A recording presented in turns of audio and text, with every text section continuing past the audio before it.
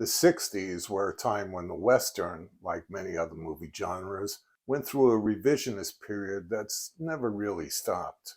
The decade started strong with The Magnificent Seven, a Western adaptation of Kurosawa's Seven Samurai, and while it's a men on a mission movie, it still retained many of the familiar tropes. But things started to change soon after, as Western films started experimenting with different themes, such as Martin Ritt's The Outrage, another Kurosawa adaptation, and the later Hombre, not to mention a more modern day Western like HUD or Lonely or the Brave. And then, of course, was the rise of the spaghetti Western with Sergio Leone's Dollar Trilogy. By the end of the decade, the revisionism was in full swing, with films like The Wild Bunch and Butch Cassidy and the Sundance Kid. Meanwhile, John Wayne kept plugging along and picked up an Oscar for his troubles in True Grit. And in the midst of all of this, the professionals came riding into town. And there's nothing amateurish about the professionals. The cast is made up of professionals.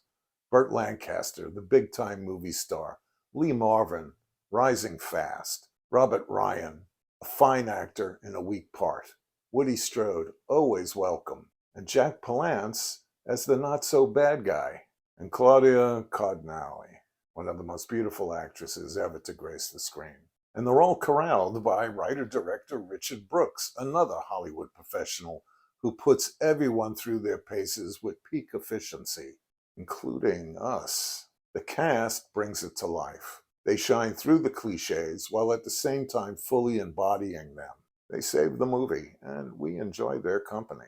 Because they're professionals, and they know what they're doing, and they've been doing it for a long time.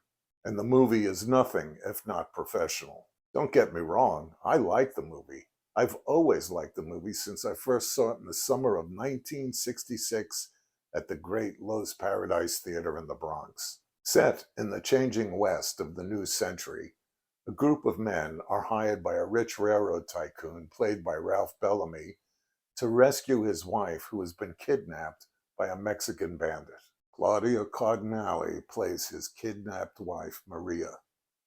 I guess when you're rich, you can get anything you want, including Claudia Cardinale. Or so it seems. Lee Marvin is the leader of the team. He's an ex-Army vet and a weapons expert. Robert Ryan is a horse specialist, and Woody Strode is the best tracker and scout in the territory. Jack Palance plays Jesus Raza, a revolutionary bandit and now a kidnapper. Or so it seems. And Raza has over 100 men at his command. Hearing that, Marvin says they need an equalizer. And that brings us to Burt Lancaster.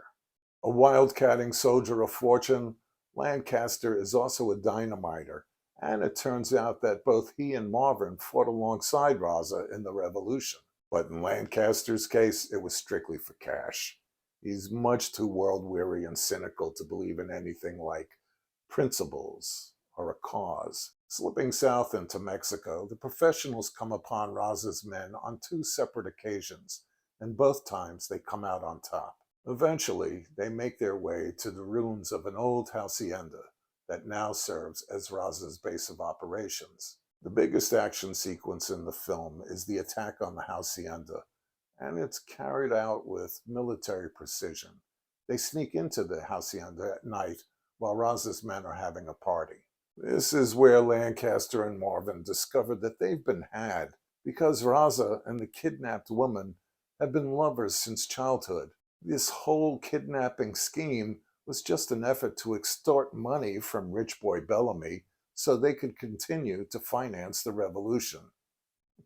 Couldn't happen to a nicer guy. But being professionals, they grab the woman anyway because a contract is a contract.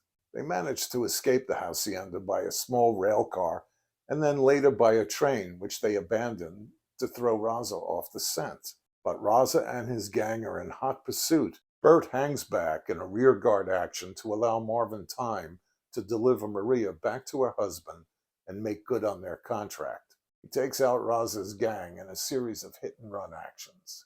Both Bert and Raza are wounded, and the movie stops for a while as they engage in what one critic at the time called some empty headed philosophy. I don't think it's empty headed at all. Meanwhile, Raza's sexy guerrilla fighter, Chiquita, tries to ambush Bert and he shoots her down. But as she lays dying, he kneels down beside her and wraps her up in his arms.